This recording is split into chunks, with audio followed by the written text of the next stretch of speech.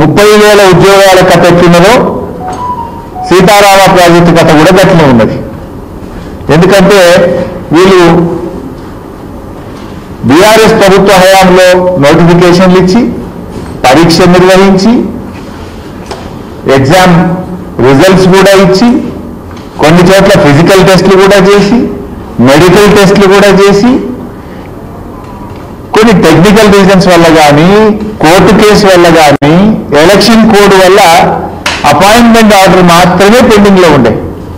కానీ ఇలా ఎట్లయిపోయిందంటే అపాయింట్మెంట్ లెటర్లు ఇచ్చే అవకాశం వస్తే ఉద్యోగాలే మేము ఇచ్చినామని ప్రచారం చేసుకుంటున్నటువంటి మీరు సీతారామ ప్రాజెక్టు విషయంలో కూడా సత్యం చెప్తారని మేము అనుకోం. మేము కూడా అనుకోవట్లేదు. నిజాలు చెప్తాం, ఇది బీఆర్ఎస్ చేసింది 90%, మేమేదో 5 పైసలు చేసినామని నిజాలు చెప్పే ధైర్యం మీకు లేదు.